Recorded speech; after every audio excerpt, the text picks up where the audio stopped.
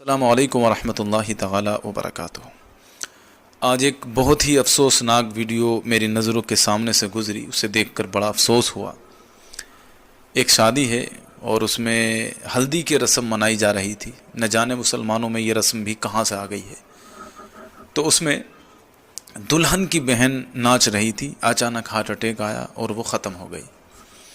اس خبر کو دیکھ کر بہت افسوس ہوا، لیکن اس طرح کے واقعات ہمیں کچھ نہ کچھ سکھانے کے لیے ہوتے ہیں کہ یہ ناچ گانے، یہ ڈھول باجے، یہ دنیا کی رنگینیاں، یہ تمہیں کوئی خوشی نہیں دے سکتی۔ اگر تمہیں خوشی چاہیے تو اللہ کے دربار سے ملے گی، اور وہ اس چیز پر قادر ہے کہ چاہے تو غموں کی دھوپ میں بھی تمہارے دل کو خوش کر دے، اور چاہے تو خوشی کے ماحول کو بھی ماتم میں تبدیل کر دے۔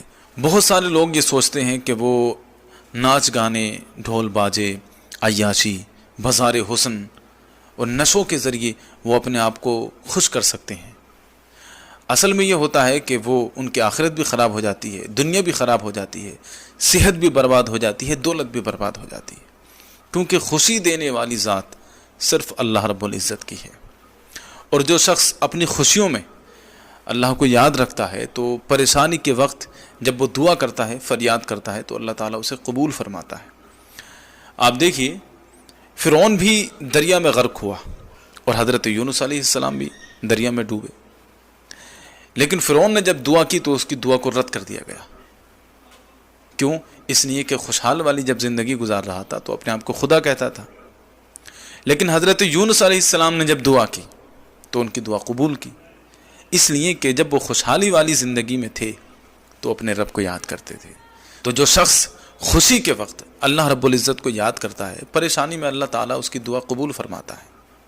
لیکن اکثر ہوتا یہ ہے کہ لوگ خوشی کے وقت اللہ کو بھول جاتے ہیں۔ بہت سارے گھرانوں میں دیندار ہیں، پرہیزگار ہیں، بچیاں تہجد تک کی نماز پڑھتی ہیں، شادی آ جانے دیجیے، پھر آپ ان کا ماحول دیکھیے، دینداری ایک طرف اٹھا کر رکھ دیتے ہیں۔